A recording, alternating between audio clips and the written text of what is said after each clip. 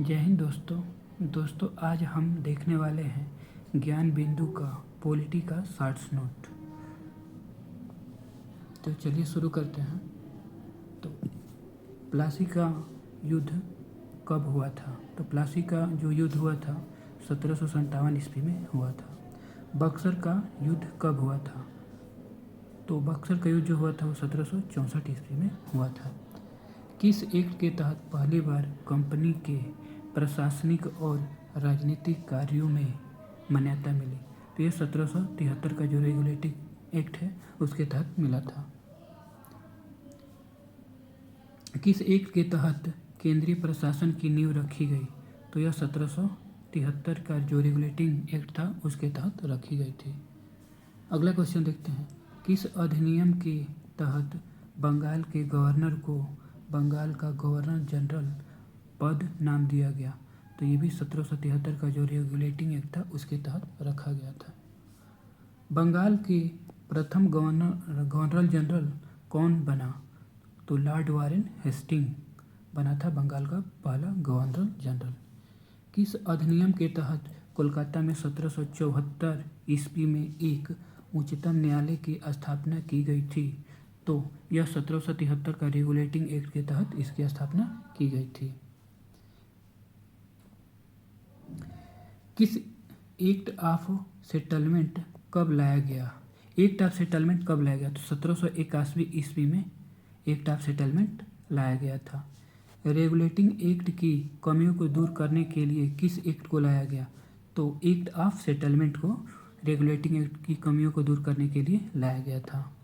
किस एक्ट के तहत कोलकाता की सरकार को बंगाल, बिहार और उड़ीसा के लिए भी विधि बनाने का प्राधिकार किया गया? तो इसका आंसर हो जाएगा act of settlement 1781। Board of director और बोर्ड ऑफ कंट्रोलर की स्थापना किस एक्ट के तहत किया गया? तो 1784 के पिट्स एक्ट इंडिया के 1784 के पिट्स इंडिया एक्ट के तहत किया गया था बोर्ड ऑफ डायरेक्टर और बोर्ड ऑफ कंट्रोलर की स्थापना। कंपनी के अधिकार पत्र को 20 वर्षों के लिए बढ़ा दिया गया। यह कार्य किस एक्ट के तहत हुआ? तो यह जो कार्य हुआ 1813 ईस्वी के चार्टर अधिनियम के तहत हुआ था। किस एक्ट के तहत कंपनी के भारत के साथ व्यापार करने के एक अधिकार को छीन लिया गया? तो 1813 ईस्वी का चार्टर अधिनियम। किस एक्ट के तहत कंपनी के व्यापारिक अधिकार को पूर्णतः समाप्त कर दिया गया? तो 1813 ईस्वी चार्टर अधिनियम के तहत समाप्त कर दिया गया था। किस एक्ट के तहत बंगाल के गवर्नर जनरल को भारत का गवर्नर जनरल कहा गया? तो 1833 का चार्टर एक्ट के तहत किया गया था। प्रथम विधि आयोग का गठन कब किया गया? तो 1834 में प्रथम विधि आयोग का गठन किया गया। प्रथम विधि आयोग का गठन किसकी अध्यक्षता में किया गया? तो लॉर्ड मैकाले की अध्यक्षता में पहला विधि आयोग का स्थापना हुआ था। किस अधिनियम के द्वारा गवर्नर जनरल की परिषद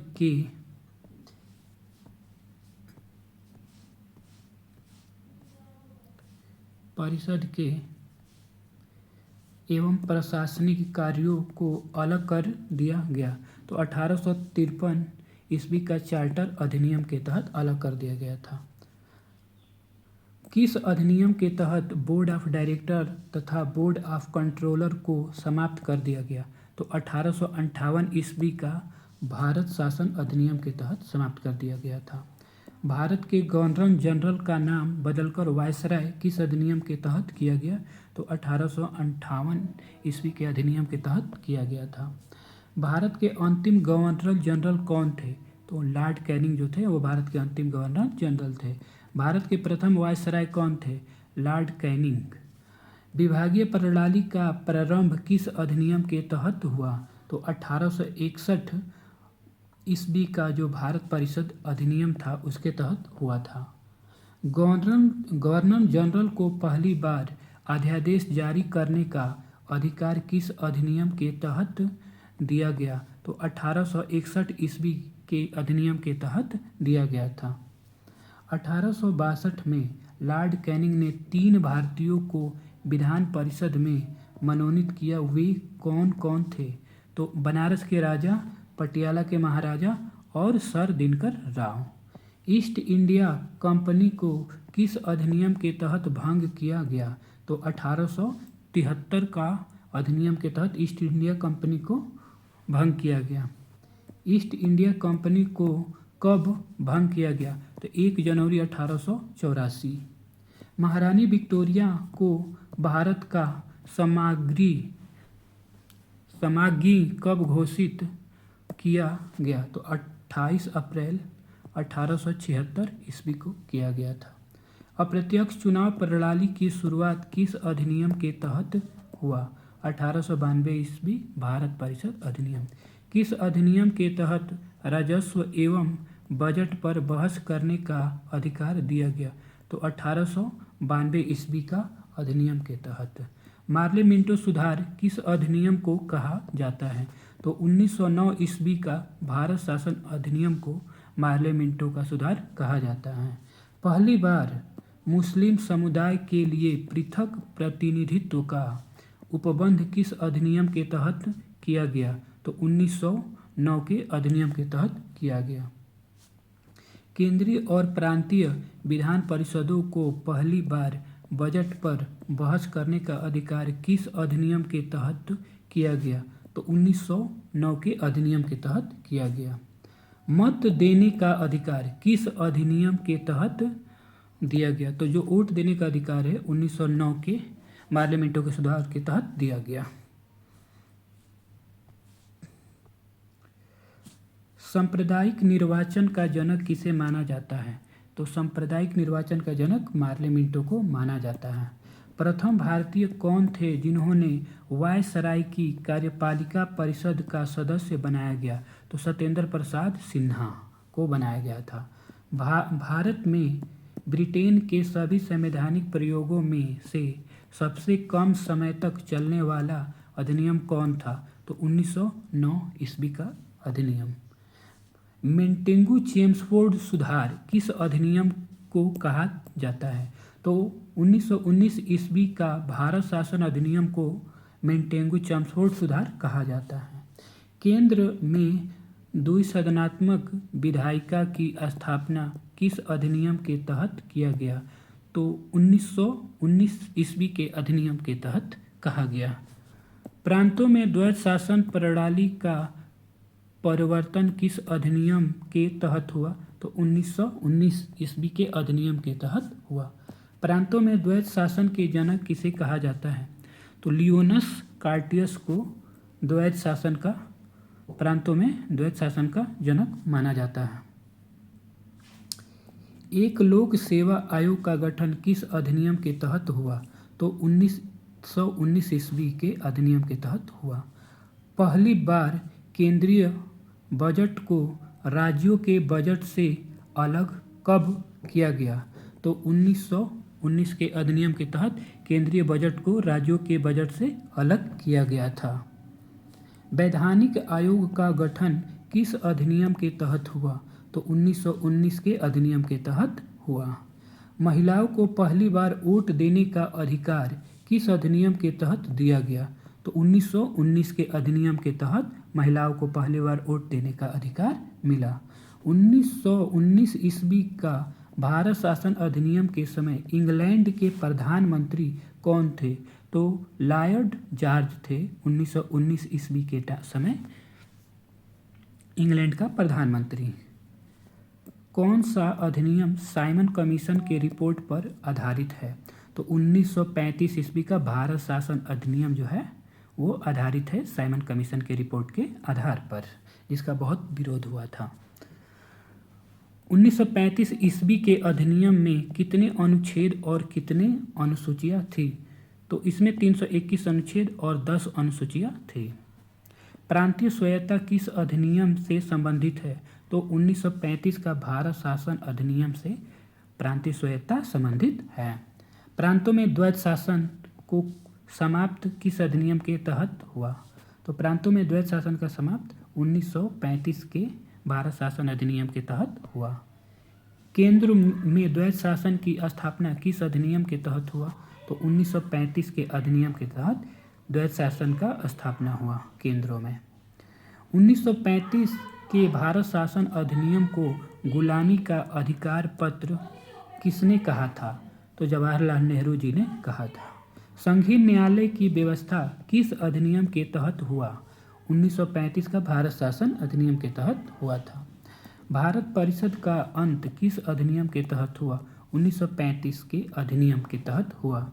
किस अधिनियम में प्रस्तावना का अभाव था? तो 1935 के अधिनियम में प्रस्तावना का अभाव था। बर्मा को जो कि म्यांमार है, बर्मा को भारत से अलग किस अधिनियम के तहत हुआ था? तो ये जो अलग हुआ था भारत शासन अधिनियम 1935 के तहत हुआ था। अगला क्वेश्चन देखते हैं। भारतीय रिजर्व बैंक की स्थापना किस अधिनियम के तहत किया गया? तो 1935 के अधिनियम के तहत किया गया। 1947 ईस्वी का भारतीय स्वतंत्रता अधिनियम को प्रस्तावित कब किया गया? 4 जुलाई 1947 ईस्वी। 1947 ईस्वी का भारतीय स्वतंत्रता अधिनियम को स्वीकृति कब दिया गया?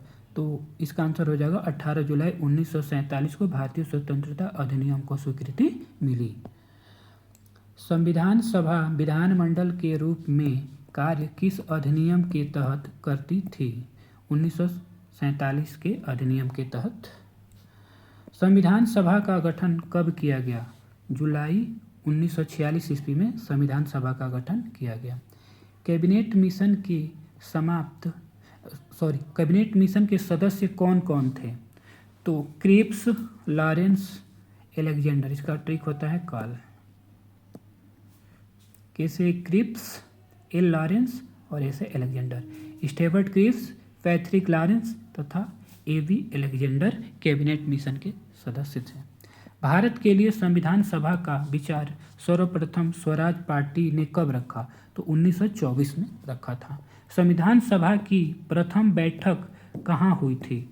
तो दिल्ली में हुई थी संविधान सभा की प्रथम बैठक। संविधान सभा की प्रथम बैठक कब हुई? 9 दिसंबर 1946 को संविधान सभा का प्रथम बैठक हुआ था। संविधान सभा के अस्थायी अध्यक्ष कौन थे? तो डॉक्टर सच्चिदानंद सिन्हा संविधान सभा के अस्थायी अध्यक्ष थे। संविधान सभा के संचालन समिति के अध्यक्ष कौन थे? तो डॉक्टर राजेंद्र प्रसाद। संघीय संविधान समिति के अध्यक्ष कौन थे? तो पंडित जवाहरलाल नेहरू जो थे संघीय संविधान समिति के अध्यक्ष थे। प्रांतीय संविधान समिति के अध्यक्ष कौन थे? तो सरदार वल्लभ भाई पटेल जो थे वो प्रांतीय संविधान समिति के अध्यक्ष थे। संविधान सभा के प्रारूप समिति के अध्यक्ष कौन थे? तो भीमराव अंबेडकर जो थे वो प्रारूप समिति के अध्यक्ष थे। संविधान सभा संघ शक्ति समिति के अध्यक्ष कौन थे? तो इसका आंसर हो जाएगा पंडित जवाहरलाल नेहरू। मौलिक अधिकार एवं अल्पसंख्यकों संबंधी परामर्श समिति के अध्यक्ष कौन थे? तो सरदार वल्लभ भाई पटेल जो थे मौलिक अधिकारों एवं अल्पसंख्यकों संबंधी परामर्श समिति के अध्यक्ष थे।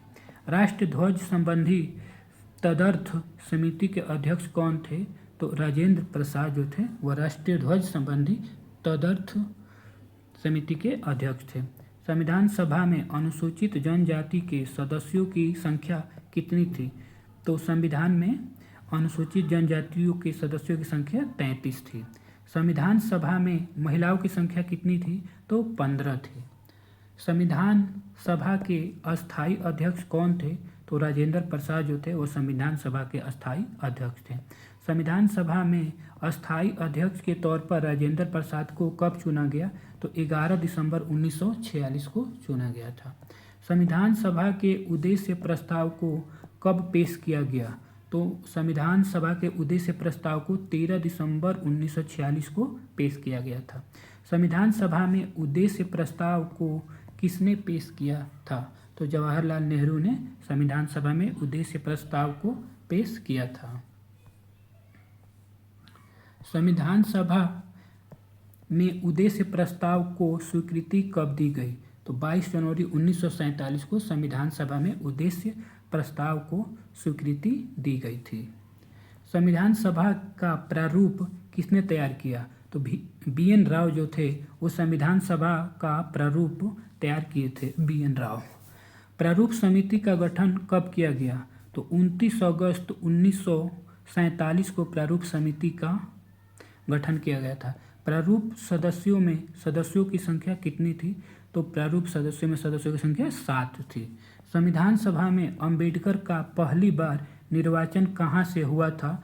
तो बंगाल से हुआ था अंबेडकर का पहली बार निर्वाचन। संविधान सभा में अंबेडकर का निर्वाचन देश बंटवारे के बाद कहाँ से हुआ? तो देश बंटवारे के बाद इनका जो है अंबेडकर जी का निर्वाचन बॉम्बे से हुआ। अंतरिम मंत्रिमंडल का गठन कब हुआ था? तो अंतरिम मंत्रिमंडल का गठन 2 सितंबर 1946 को हुआ था। अंतरिम मंत्रिमंडल में कार्यकारी परिषद के उपाध्यक्ष कौन थे? तो उसका आंसर हो जाएगा जवाहरलाल नेहरू। उपाध्यक्ष होगा शायद। अंतरिम मंत्रिमंडल में गृह, सूचना तथा प्रसारण मंत्री कौन थे? तो सरदार वल्लभ भाई पटेल थे। अंतरिम मंत्रिमंडल में रक्षा मंत्री कौन थे? बलदेव सिंह जो थे अंतरिम मंत्रिमंडल में रक्षा मंत्री थे। अंतरिम मंत्रिमंडल में उद्योग तथा आपूर्ति के मंत्री कौन थे? तो जान मथाई थे। अंतरिम मंत्रिमंडल में शिक्षा मंत्री कौन थे? तो राजगोपालाचारी थे। अंतरिम मंत्रिमंडल में खाद्य एवं कृषि के मंत्री कौन थे? तो राजेंद्र प्रसाद थे। अंतरिम मंत्रिमंडल में रेलवे मंत्री कौन थे? तो आसफ अली थे।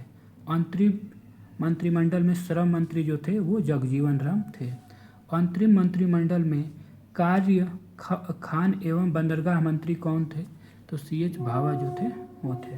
मुस्लिम लीग के सदस्य अंतरिम मंत्रिमंडल में कब शामिल हुए? तो 26 अक्टूबर 1946 को मुस्लिम लीग जो थी वो अंतरिम मंत्रिमंडल में शामिल हुई थी। मुस्लिम लीग के वित्त मंत्री कौन थे? तो लियाकत अली खां जो थे वो मुस्लिम लीग के वित्त मंत्री थे। मुस्लिम लीग के वित्त मंत्री कौन थे? आई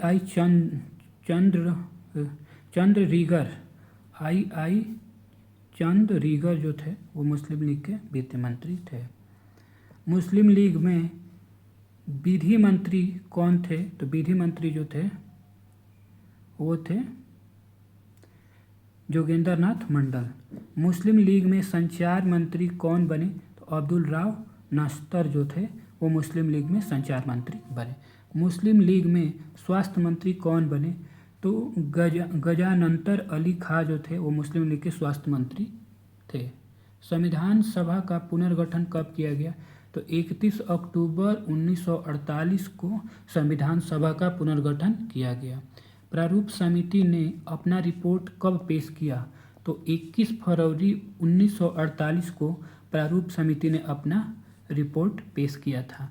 संविधान सभा में संविधान का प्रथम वाचन कब से कब तक हुआ? तो 4 नवंबर से 9 नवंबर 1948 तक हुआ था। संविधान सभा में संविधान का दूसरा वाचन कब से कब तक हुआ? तो 19 नवंबर 1948 से 17 अक्टूबर 1948 तक हुआ। संविधान सभा तीसरा वाचन कब से कब तक हुआ? तो 14 नवंबर से 26 नवंबर 1949 तक हुआ था। 5 जुलाई 1947 को रिसासती विभाग बनाया गया। इसके अध्यक्ष कौन थे और सचिव कौन थे? तो सरदार वल्लभ भाई पटेल जो थे वो अध्यक्ष थे और BP मेनन जो थे वो थे सचिव थे। संविधान के निर्माण में कितना समय लगा था? संविधान के निर्माण में कितना समय लगा था? तो 2 वर्ष 11 माह व 18 दिन लगे थे संविधान के निर्माण में। संविधान के प्रारूप पर कुल कितने दिन बहस हुए थे? तो 114 दिन संविधान के प्रारूप पर बहस हुए थे। संविधान के निर्माण में कितने रुपए का व्यय हुआ था? तो 64 लाख रुपए का व्यय हुआ था। संविधान को संविधान सभा के द्वारा पारित कब किया गया? तो 26 नवंबर 1949 को संविधान सभा द्वारा पारित किया गया था। संविधान सभा की अंतिम बैठक कब हुई थी? तो 24 जनवरी 1949 को संविधान सभा की अंतिम बैठक हुई थी। संविधान सभा राष्ट्रमंडल में भारत की सदस्यता का सत्यापन कब किया? तो मई 1949 में किया था। संविधान सभा ने राष्ट्रध्वज को कब अपनाया गया? तो संविधान सभा ने राष्ट्रध्वज को 22 जनवरी 1947 को अपनाया था। संविधान सभा ने राष्ट्रगान को कब अपनाया? तो 24 जनवरी 1950 को अपनाया गया राष्ट्रगान। संविधान की कुंजी किसे कहा जाता है? प्रस्तावना को संविधान की कुंजी कहा जाता है। प्रस्तावना को न्यायालय में घोषित नहीं किया जा सकता। यह कब घोषित किया गया? तो यूनियन ऑफ इंडिया बनाम मदन गोपाल 1957 केस के तहत प्रस्तावना को न्यायालय में घोषित नहीं किया जा सकता, घोषित किया गया था। 1800 नेक्स्ट क्वेश्चन जो है, किस वाद में सुप्रीम कोर्ट ने प्रस्तावना को संविधान का अंग नहीं माना? तो बेरुबाड़ी वादी 1960 की। सर्वोच्च न्यायालय ने कब माना कि प्रस्तावना संविधान का अंग है? तो केशवानंद भारती बनाम केरल राज्य वाद 1973 के तहत। प्रस्तावना में 42वें संविधान संशोधन 1976 के तहत कौन कौन से शब्द जोड़े गए थे? तो समाजवादी, पंथ निरपेक्षक और राष्ट्र की अखंडता जोड़ा गया था 42वें संविधान संशोधन 1976 के तहत। भारत की प्रस्तावना में जो 3 प्रकार की न्याय देखने को मिलती है वो कौन कौन सी है? तो सामाजिक न्याय, आर्थिक न्याय और राजनीतिक न्याय जो है वो देखने को मिलती है। विश्व का सबसे बड़ा लिखित संविधान कौन सा है? तो भारत का जो संविधान है वो विश्व का सबसे बड़ा लिखित संविधान है। लिखित संविधान की अवधारणा किस देश की देन है? तो लिखित संविधान की जो अवधारणा है वो फ्रांस की देन है। भारत के संविधान में प्रस्तावना, मौलिक अधिकार, न्यायिक पुनर्वलोकन, संविधान की सर्वोच्चता, निर्वाचित राष्ट्रपति एवं उस पर महाभियोग, उपराष्ट्रपति एवं वित्तीय आपात किस देश के संविधान से लिया गया? तो यह अमेरिका के संविधान से लिया गया था। भारत के संविधान में संसदात्मक शासन प्रणाली, एकल नागरिकता एवं विधि निर्माण प्रक्रिया, विधि का शासन, संसदीय विशेषाधिकार, द्विसदनवाद कहाँ से लिया गया? तो यह ब्रिटेन से लिया गया था। भारत संविधान में नीति निर्देशक सिद्धांत, राष्ट्रपति के निर्वाचन मंडल की व्यवस्था, राष्ट्रपति द्वारा राज्यसभा में साहित्य, कला और विज्ञान व समाज सेवा कहाँ से लिया गया? तो इसका जो आंसर हो जाएगा वो हो जाएगा आयरलैंड से लिया गया था। भारतीय संविधान में प्रस्तावना की भाषा समवर्ती सूची का प्रावधान कहाँ से लिया गया? तो ऑस्ट्रेलिया से लिया गया था। भारतीय संविधान में केंद्र और राज्य के बीच संबंध तथा शक्तियों का विभाजन कहाँ से लिया गया? तो ऑस्ट्रेलिया से लिया गया था। भारतीय संविधान में आपातकाल के प्रवर्तन के दौरान राष्ट्रपति को मौलिक अधिकार संबंधी शक्तियाँ प्रावधान कहाँ से लिया गया? तो यह जर्मनी से लिया गया था। भारतीय संविधान में संघात्मक विशेषता, राज्यपाल की नियुक्ति, अवशिष्ट शक्तियाँ केंद्र के पास होगा कहाँ से लिया गया था? तो यह कनाडा से लिया गया था। भारतीय संविधान में संघ एवं राज्य के बीच सर्वोच्च न्यायालय का परामर्शी न्याय कहाँ से लिया गया? तो यह कनाडा से लिया गया। भारतीय संविधान में संविधान संशोधन की प्रक्रिया एवं राज्यसभा के सदस्यों का निर्वाचन कहाँ से लिया गया? तो यह दक्षिण अफ्रीका से लिया गया था। भारतीय संविधान में मौलिक अधिकार कर्तव्यों का प्रावधान कहाँ से लिया गया था? तो यह रूस से लिया गया था। विधि द्वारा स्थापित प्रक्रिया किस देश के संविधान से लिया गया है? तो विधि द्वारा स्थापित प्रक्रिया जापान से लिया गया है। भारतीय संविधान में गणतंत्रात्मक और प्रस्तावना में स्वतंत्रता, समता और बंधुता किस देश से लिया गया है? तो यह फ्रांस से लिया गया है। किस अनुसूची में भारतीय संघ के घटक राज्यों एवं संघ शासित क्षेत्र की चर्चा है? तो प्रथम अनुसूची में इसकी चर्चा है। संविधान के किस संशोधन के द्वारा दिल्ली को राष्ट्रीय राजधानी क्षेत्र की दर्जा दिया गया? तो यह 69 कॉन्स्टिट्यूशन अमेंडमेंट के तहत दिया गया था। किस अनुसूची से हमें भारतीय राज्य व्यवस्था पदाधिकारियों को प्राप्त होने वाले वेतन भत्ते और पेंशन की चर्चा मिलती है? तो यह द्वितीय अनुसूची में मिलती है। किस अनुसूची से हमें विभिन्न राज्यों तथा संघीय क्षेत्रों की राज्यसभा में प्रतिनिधित्व का विवरण की चर्चा मिलती है? तो यह चौथी अनुसूची में मिलती है। किस अनुसूची से हमें अनुसूचित क्षेत्रों और अनुसूचित जनजाति के प्रशासन और नियंत्रण की चर्चा मिलती है? तो यह पांचवी अनुसूची में मिलती है। किस अनुसूची में असम, मेघालय, मिजोरम और त्रिपुरा राज्यों की जनजातीय क्षेत्रों के बारे में प्रावधान है? यह छठी अनुसूची में है। किस अनुसूची से केंद्र एवं राज्यों के बीच शक्तियों के बंटवारे के बारे में जानकारी प्राप्त होती है? तो सातवीं अनुसूची में इसका उल्लेख है। संघ सूची, राज्य सूची एवं समवर्ती सूची के विषयों में जानकारी किस अनुसूची से प्राप्त है? तो यह सातवीं अनुसूची से प्राप्त है। संघ सूची में वर्तमान में कितने विषय हैं? तो यह 100 विषय हैं। देश की प्रतिरक्षा, विदेशी मामले, युद्ध, रेल एवं डाक इत्यादि की सूची का विषय है? तो यह संघ सूची का विषय है। राज्य सूची में संविधान लागू होने के समय कितने विषय थे? तो 66 विषय थे। राज्य सूची में वर्तमान में कितने विषय हैं? तो 61 विषय हैं। संविधान लागू होने के समय समवर्ती सूची में कितने विषय थे? तो 47 थे। समवर्ती सूची में वर्तमान में कितने विषय हैं? तो 52 विषय हैं।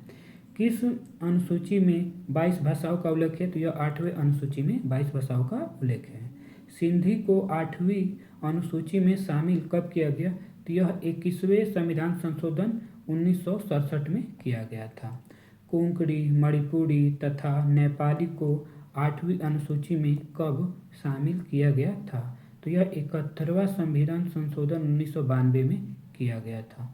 मैथिली, डोगरी, संथाली एवं बोडो को 8वीं अनुसूची में कब शामिल किया गया? तो 92वां संविधान संशोधन 2003 में शामिल किया गया था। 9वीं अनुसूची संविधान में कब जोड़ी गई? तो प्रथम संविधान संशोधन 1951 में जोड़ी गई थी। किस अनुसूची में राज्य द्वारा संपत्ति के अधिग्रहण की विधियों का उल्लेख है? तो यह 9वीं अनुसूची में इसका उल्लेख है। 9वीं अनुसूची में वर्तमान में कितने अधिनियम हैं?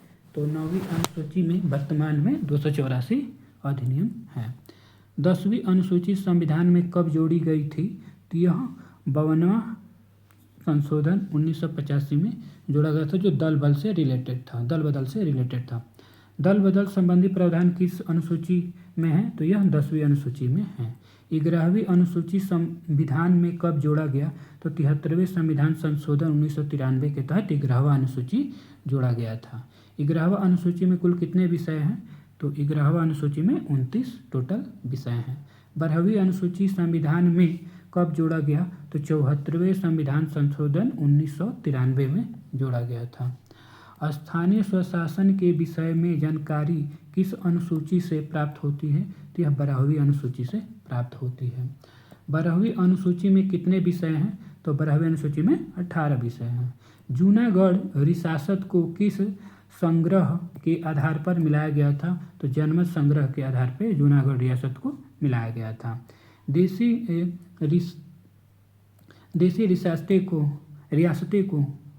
रियासतों को भारतीय संघ का अंग बनाने में सबसे महत्वपूर्ण भूमिका किसने निभाई थी? तो सरदार वल्लभ भाई पटेल व बीपी मेनन ने महत्वपूर्ण भूमिका निभाई थी। भारत अर्थात इंडिया राज्यों का संघ है। इसकी जानकारी हमें भारतीय संविधान को किस अनुच्छेद से मिलती है? तो अनुच्छेद 1 से इसकी जानकारी मिलती है। नए राज्यों का निर्माण और वर्तमान राज्यों के क्षेत्र सीमाओं या नामों में परिवर्तन संसद विधि द्वारा कर सकता है। इसकी जानकारी किस अनुच्छेद से मिलता है? तो अनुच्छेद 3 से मिलता है। मौलिक अधिकार की चर्चा कौन कौन से अनुच्छेद में है? तो अनुच्छेद नंबर 12 से 35 तक जो है वो मौलिक अधिकार की चर्चा है।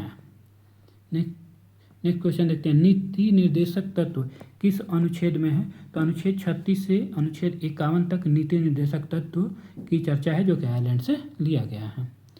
नागरिकता की चर्चा किस अनुच्छेद में है? तो 5 से 11 अनुच्छेद में चर्चा है नागरिकता का। निर्वाचन आयोग की चर्चा किस अनुच्छेद में देखने को मिलती है? तो निर्वाचन आयोग की जो चर्चा है वो अनुच्छेद 324 से 329 तक मिलती है। JVP समिति के सदस्य कौन कौन थे? तो JVP समिति के सदस्य जवाहरलाल नेहरू, सरदार पटेल एवं सीतारमैया थे। रामू लल्लू की मृत्यु कब हुई थी? तो रामू लल्लू की जो मृत्यु हुई थी वो 15 दिसंबर 1952 को हुई थी। भाषाई आधार पर गठित होने वाला प्रथम राज्य कौन था? तो आंध्र प्रदेश था। आंध्र प्रदेश का गठन कब हुआ था? तो आंध्र प्रदेश का गठन 1 अक्टूबर 1953 को हुआ था। राज्य पुनर्गठन आयोग के अध्यक्ष कौन थे? फजल अली जो थे वो राज्य पुनर्गठन आयोग के अध्यक्ष थे। राज्य पुनर्गठन अधिनियम कब पास किया गया? तो जुलाई 1956 में राज्य पुनर्गठन अधिनियम पारित हुआ था। महाराष्ट्र का गठन कब हुआ था? तो 1 मई 1960 को हुआ था। गुजरात का गठन कब हुआ था? तो 1 मई 1960 को गुजरात का गठन हुआ था। नागालैंड का गठन कब हुआ था? तो 1 दिसंबर 1963 को नागालैंड का गठन हुआ था। हरियाणा का गठन कब हुआ था? तो हरियाणा का गठन 1 नवंबर 1966 को हुआ था। हिमाचल प्रदेश का गठन कब हुआ था? तो 25 जनवरी 1971 को हुआ था। मेघालय का गठन कब हुआ था? तो 21 जनवरी 1972 को हुआ था। मणिपुर त्रिपुरा का गठन कब हुआ था? तो 21 जनवरी 1972 को मणिपुर त्रिपुरा का गठन हुआ था। सिक्किम का गठन कब हुआ था? तो सिक्किम का गठन 26 अप्रैल 1975 को हुआ था। मिजोरम और अरुणाचल प्रदेश का गठन कब हुआ था? तो 20 फरवरी 1987 को हुआ था। गोवा का गठन कब हुआ था? तो गोवा का गठन 30 मई 1987 को हुआ था। छत्तीसगढ़ का गठन कब हुआ था? तो 1 नवंबर 2000 ईस्वी में छत्तीसगढ़ का गठन हुआ था। उत्तराखंड का गठन कब हुआ था? तो उत्तराखंड का गठन 9 नवंबर 2000 सन में हुआ था। झारखंड का गठन कब हुआ था? तो 15 नवंबर 2000 में जो हुआ था वो झारखंड का गठन हुआ था। तेलंगाना का गठन 2 जून 2014 को हुआ था। उत्तरीय क्षेत्रीय परिषद का मुख्यालय कहाँ है? तो उत्तरी क्षेत्रीय परिषद का मुख्यालय नई दिल्ली में है। मध्यवर्ती क्षेत्रीय परिषद का मुख्यालय कहाँ है? तो मध्यवर्ती परिषद क्षेत्र का मुख्यालय इलाहाबाद में है। पूर्वी क्षेत्रीय परिषद का मुख्यालय कहाँ है? तो कोलकाता में है। पश्चिमी क्षेत्रीय परिषद का मुख्यालय कहाँ है? तो मुंबई में है। दक्षिणी क्षेत्रीय परिषद का मुख्यालय कहाँ है? तो चेन्नई में इसका मुख्यालय है। भारत में किस तरह की नागरिकता है? तो भारत में एकल तरह की नागरिकता है। भारतीय नागरिकता अधिनियम कब लाया गया? तो 1955 ईस्वी में भारतीय नागरिकता अधिनियम लाया गया था। माता की नागरिकता के आधार पर विदेशी बच्चों में जन्म लेने वाले को नागरिकता प्रदान करने का प्रावधान कब दिया गया था? तो 1992 में दिया गया था। भारतीय नागरिकता का अंत कितने प्रकार से होता है? तो 3 प्रकार से होता है। मौलिक अधिकार को किस देश से लिया गया है? तो अमेरिका द्वारा लिया गया है मौलिक अधिकार। मौलिक अधिकार का वर्णन संविधान के किस भाग में है? तो भाग 3 में मौलिक अधिकार का चर्चा है। नेक्स्ट क्वेश्चन देखते हैं।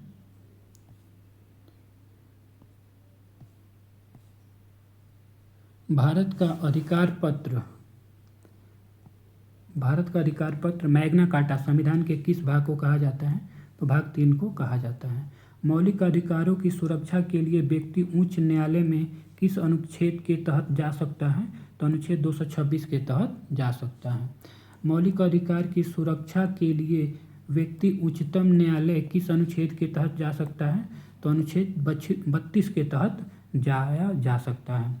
मूल संविधान में कितने मौलिक अधिकार थे? तो मूल संविधान में 7 मौलिक अधिकार थे। किस संविधान संशोधन के तहत अनुच्छेद 31 को निरस्त कर दिया गया? तो 44वां संविधान संशोधन 1978 के तहत अनुच्छेद 31 को निरस्त कर दिया गया था। वर्तमान में संपत्ति का अधिकार किस तरह का अधिकार है? तो कानूनी अधिकार है। वर्तमान में संपत्ति का अधिकार की चर्चा किस अनुच्छेद में है? तो 300 क अनुच्छेद में है। 1931 के कराची अधिवेशन की अध्यक्षता किसने किया था? तो सरदार वल्लभ भाई पटेल ने 1931 के कराची अधिवेशन की अध्यक्षता किया था। समता या समानता का अधिकार की चर्चा किस अनुच्छेद में है? तो अनुच्छेद 14 से 18 में है। स्वतंत्रता की अधिकार की चर्चा किस अनुच्छेद में है? तो अनुच्छेद 19 से 22 तक में है। शोषण के विरुद्ध अधिकार की चर्चा किस अनुच्छेद में है? तो अनुच्छेद 23 एवं अनुच्छेद 24 में है। धार्मिक स्वतंत्रता का अधिकार किस अनुच्छेद में है? तो अनुच्छेद 25 से अनुच्छेद 28 में धार्मिक स्वतंत्रता का अधिकार की चर्चा है। शिक्षा और संस्कृति का अधिकार संबंधी बातें किस अनुच्छेद में है वर्णित है? तो अनुच्छेद 29 एवं 30 में। संवैधानिक उपचारों का अधिकार की चर्चा किस अनुच्छेद में है? तो अनुच्छेद 32 में। विधि के समक्ष समानता की बात किस अनुच्छेद में है? तो अनुच्छेद 14 में है। धर्म, जाति, नस्ल, लिंग या जन्म स्थान के आधार पर भेदभाव का निषेध किस अधिनियम में है? किस अनुच्छेद में है? तो अनुच्छेद 15 में। लोक नियोजन के विषय में अवसर की समता की चर्चा किस अनुच्छेद में है? तो अनुच्छेद 16 में। अस्पृश्यता का अंत वर्णित है अनुच्छेद 17 में। उपाधियों का अंत किस अनुच्छेद में है? तो अनुच्छेद 18 में उपाधियों का अंत का उल्लेख है। भारत रत्न, पद्म विभूषण, महावीर चक्र, वीर चक्र आदि किस अनुच्छेद के तहत दिया जाता है? तो अनुच्छेद 18 के तहत दिया जाता है। प्रेस की स्वतंत्रता का वर्णन किस अनुच्छेद में है? तो अनुच्छेद 19 का क में वर्णन है। संघ बनाने की स्वतंत्रता किस अनुच्छेद में है? तो अनुच्छेद 19C में जो है संघ बनाने की स्वतंत्रता है। कोई भी व्यक्ति व्यापार एवं जीविका चलाने की स्वतंत्रता किस अनुच्छेद में है? तो अनुच्छेद 19G में है। अपराधियों के लिए दोष सिद्धि के संबंध में संरक्षण की चर्चा किस अनुच्छेद में है? तो अनुच्छेद 20 में है। प्राण एवं दैहिक स्वतंत्रता की सुरक्षा की चर्चा किस अनुच्छेद में है? तो अनुच्छेद 21 में है। राष्ट्रीय न्यायाधिकरण की स्थापना कब हुई? तो अक्टूबर 2010 में हुआ था। अनुच्छेद 21 का संविधान में कब जोड़ा गया? तो 86वां संविधान 2002 में जोड़ा गया। कुछ दशाओं में गिरफ्तारी और निरोध में संरक्षण की चर्चा किस अनुच्छेद में है? तो अनुच्छेद 22 में है। पहला निवारक निरोध पारित कब हुआ था? तो 26 फरवरी 1950 को हुआ था। पोर्टो का फुल फॉर्म क्या होता है? तो पोर्टो का full form prevention of terrorism ordinance. Prevention of terrorism ordinance. POTO को कब लागू किया गया था? तो 25 अक्टूबर 2001 को पोर्टो लागू किया था। मानव के दुर्व्यापार और बलात्श्रम का प्रतिरोध किस अनुच्छेद में है? तो अनुच्छेद 23 में है। बालकों के नियोजन का प्रतिशोध किस अनुच्छेद में है? तो अनुच्छेद 24 में है। अपने धर्म के प्रति आचरण और प्रचार करने की स्वतंत्रता किस अनुच्छेद में है? तो अनुच्छेद 25 में है। धार्मिक कार्यों की प्रबंध की स्वतंत्रता किस अनुच्छेद में है? तो अनुच्छेद 26 में है। अल्पसंख्यक वर्गों के हितों का संरक्षण किस अनुच्छेद में है? तो अनुच्छेद 29 में है। शिक्षा संस्थाओं की स्थापना और प्रशासन करने का अल्पसंख्यक वर्गों का अधिकार की चर्चा किस अनुच्छेद में है? तो अनुच्छेद 30 में है। संवैधानिक उपचारों के अधिकार को किसने संविधान का आत्मा कहा था? तो भीमराव अंबेडकर ने कहा था। समादेश कितने प्रकार के होते हैं? तो 5 प्रकार के होते हैं। किस वाद में कहा गया है कि संसद मूल अधिकार में संशोधन नहीं कर सकते? तो गोलकनाथ बनाम पंजाब राज्य वाद 1967 में। सर्वोच्च न्यायालय ने यह कब अधिकार दिया कि संसद मूल अधिकार में संशोधन कर सकता है? तो सर्वोच्च न्यायालय ने 24वें संशोधन 1971 के तहत संसद को अधिकार दिया कि मूल अधिकार में संशोधन कर सकता है। राज्य के नीति निर्देशक सिद्धांत का वर्णन संविधान के किस भाग में है? तो भाग 4 में है। राज्य के नीति निर्देशक किस देश के संविधान से लिया गया है? तो आयरलैंड से लिया गया है। राज्य लोक कल्याण की अभिवृद्धि के लिए सामाजिक व्यवस्था बनाएगा, इसकी चर्चा किस अनुच्छेद में है? तो अनुच्छेद 30 में है।